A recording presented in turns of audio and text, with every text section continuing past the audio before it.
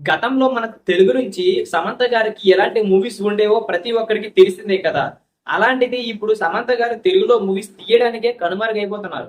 అసలు ఎక్కడ కూడా కనిపించడం లేదు. గతంలోనే అంటే వేరే లెవెల్‌లో ఉండేదని మన సమంత క్రేజ్ అంటే అది వేరే హై. మరి ఇప్పుడు అలాంటి హీరోయిన్ ఎక్కడ ఉంది? బాలీవుడ్‌లో సెటిల్ అయిపోతుందా? అంటే చాలా మంది అవుననే చెప్తున్నారు.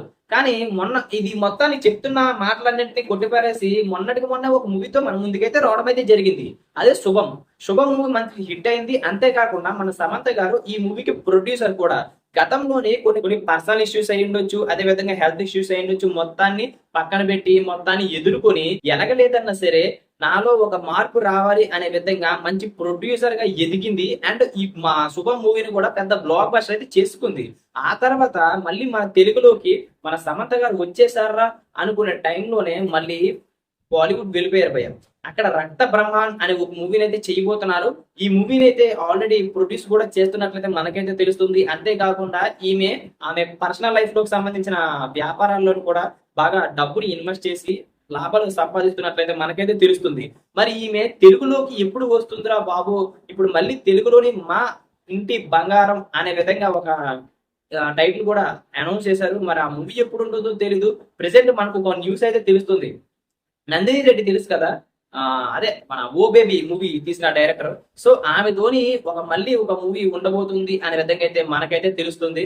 గతంలోని ఈ వీళ్ళిద్దరి మధ్య మంచి కమర్షియల్ హిట్ అయితే అందుకున్నారు 'ఓ బేబీతోని'. మరి ఇప్పుడు అలాంటి హిట్ ఏమైనా మళ్ళీ అందుకునే ఉద్దేశం ఉందా లేదా అంటే మన సమంత గారికి ఆల్రెడీ లైన్స్ చెప్పారట, స్టోరీ లైన్స్.